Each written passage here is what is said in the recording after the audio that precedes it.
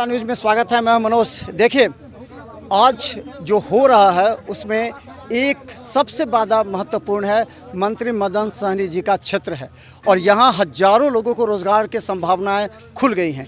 तो सबसे पहले ये तो आपकी खुशी है, आपने व्यक्त भी किया है, क्या किस तरह आपका प्रोजेक्ट होगा ये बनने के बाद? ये तो 13 नवंबर को माननीय प्रधानमंत्री जी भूमि पूजन करने के लिए आ रहे हैं और इस कार्यक्रम का तो इतना बड़ा उद्देश्य है और लोगों में खुशी है कि हम लोगों ने जब कल जा कर के दर्जनों गांव में लोगों को इसके लिए आमंत्रित किए हैं तो लोग खुद ही इतना उत्साहित है।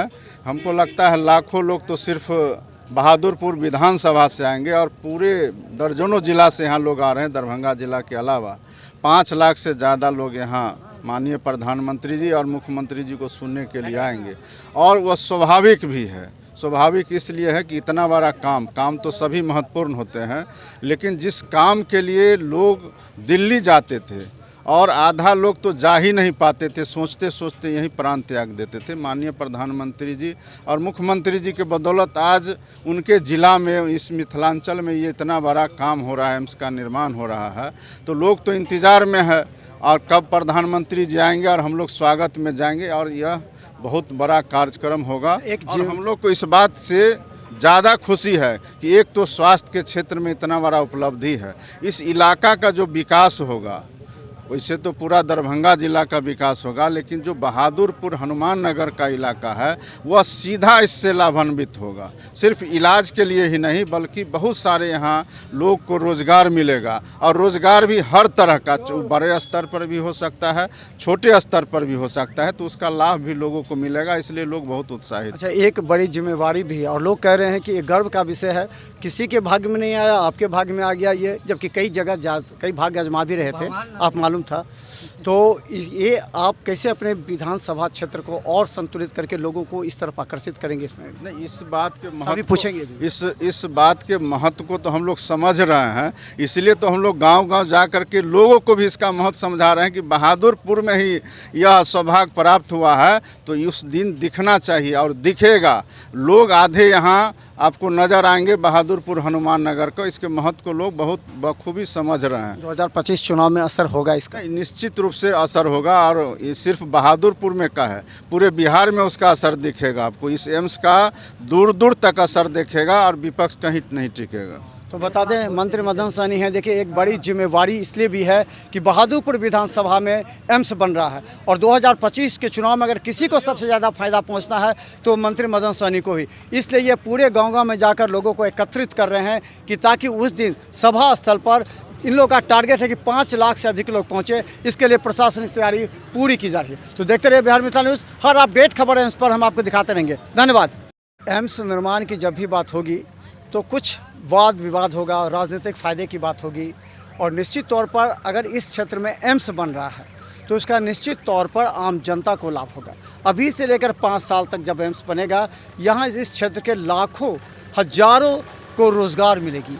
हमारे साथ जो हैं, देखिए, ये आपको हम बता दें जिला पार्षद हैं, लेकिन इनका राजनीतिक मंतव्य अलग हो सकता है। कितना खुशी है, सबसे पहले ये बताइए। देखिए, हमारे क्षेत्र में खासकर हमारे घर के नज़दीक अगर एम्स बन रही है तो बहुत खुशी की बात है और 13 तारीख को माननीय प्रधानमंत्री नरेंद्र मोदी जी आके इसका शिलान्यास करेंगे। उम्मीद है शांतिपूर्ण तरीके से शिलान्यास हो और अच्छे तरीक़ा से काम भी हो। और यहाँ पर सबसे बड़ा हम तो एम्स को के लिए ना बनने के लिए दोषी मानेंगे सांसद गोपाल जी ठाकुर को। अब तो बन रहा है ना, वही तो बनवा रहे हैं। तो वही वो कैसे बनवा रही है? इनको तो शोभन याद ही नहीं था। वो जब भी कल परसों एक वीडियो वायरल हुआ, उसमें देखे वो कह रहे थे कि हम पीएमओ जा रहे थे तो उसमें हमको एनओसी नहीं दे रहे थे, तो बोलते आपको नहीं मिल रहा था क्योंकि आप डीएमसीएच के लिए कोशिश कर रहे थे। और यहाँ पर उस समय सही समय पर सरकार बदली और उसी सरकार में संजय झा मंत्री बने, मंत्री थे मदन सहनी, भोला यादव जी, सभी लोग एकजुट होकर शोभन एम्स के जमीन को अधगृहित किए और अपने हाउस में उनको पारित करके जमीन को पास करवाए, जिसके बाद केंद्र सरकार तो एक कसर नहीं छोड़ी कि शोभन एम्स नहीं बने। उन्होंने तो लोलैंड भी घोषित देख रहे हैं ना, उन्हीं का तो है तुरंत आज वही जमीन लोलैंड है और वही जमीन पर आज उनका प्रोग्राम भी हो रहा है लोलैंड जमीन पे। आखिर क्योंकि सांसद महोदय राजनीति कर रहे थे, इसीलिए एम्स बनने में देरी हुई। अभी जो शिलान्यास हो रही है इसको अभी तक इसमें मिट्टी का कार्य भी पूर्ण हो गई रहती। जैसे माननीय भोला यादव जी, मदन सहनी, माननीय विधायक संजय झा जी, इन लोग का बहुत बड़ा तो योगदान। कह रहे हैं कि भोला यादव तो चाह रहे थे अशोक पेपर भी, वो भोला यादव जी का जब नहीं चला तो बोले कि दोनों जगह में से आप कहीं भी जमीन लीजिए, लेकिन डीएमसीएच में अगर बनाइएगा तो एक हॉस्पिटल का रूप हो जाएगा, एक मात्र क्लिनिक का रूप हो जाएगा। माननीय मंत्री मदन सहनी जी ने इस बातों को भी पूर्ण तरीके से रखे और संजय झा जी जो माननीय नीतीश कुमार जी के बेहद करीबी थे, इसीलिए यहाँ पर एम्स संभव। क्या लगता है आपके क्षेत्र के लाखों लोगों को रोजगार मिलेगा, उसके लिए क्या करेंगे आप? देखिए, इसके लिए तो सभी लोग अपना अपना रोजगार के लिए अब लग भी गए हैं और कई तरह के लोग की जो ज़मीन है उनके पास बिजनेस करने का नहीं, उसी को मिट्टी भरा करके अपना रोजगार करेंगे। यहाँ एक दतमन बेचेगा भी उसको 1000 रुपया का जब एम्स बनने के बाद हो जाएगा तो ऑटोमेटिक रोजगार होगी, बहुत तरह का फैक्ट्रियाँ लगेगी, तो उसी तरह सबको। अच्छा, इधर का जमीन का भी तो अभाव बढ़ गया होगा, पहले क्या था अभी क्या चल रहा है?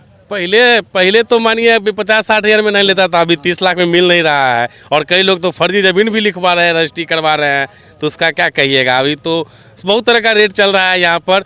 जो ज़मीन एक भाई से लिखा लीजिए, तीसरा भाई बचा हुआ है उससे भी लिखा लीजिए, वो ज़मीन में विवाद शुरू हो गया है, तो बहुत तरह का यहाँ पर है। सूचना प्रशासन के नज़र में आएगा क्या? जी, प्रशासन के नज़र में है और प्रशासन से ज़्यादा रजिस्ट्रार को ज़रूरत है इस पर ध्यान देने की। रजिस्ट्रार एक ही नंबर का 4-4 बार रजिस्ट्री कर देते हैं और अलग अलग आदमी से करवा देते हैं, तो फंसाते रजिस्ट्रार भी है। रजिस्ट्रार को भी इस पर ध्यान देनी चाहिए। तो चलिए हम आपको बता दें, ये देखिए मेरे पीछे जो ये सभा स्थल है वो आपको लगेगा कि अचानक किस तरह यहाँ की तस्वीर बदल गई है और ये जो तस्वीर है 2 दिन में और साफ़ हो जाएगी, क्योंकि 13 तारीख को कार्यक्रम है, 11 तारीख को शाम में पूरा अपडेट होकर के हैंडओवर कर देना है जिला प्रशासन को। लगातार इसके कई बड़े अधिकारी पटना और दिल्ली से मॉनिटरिंग भी कर रहे हैं। तो देखते रहिए बिहार मिथिला न्यूज़, क्योंकि हर अपडेट हम आपको दिखाते रहेंगे एम्स से जुड़ी हुई। धन्यवाद।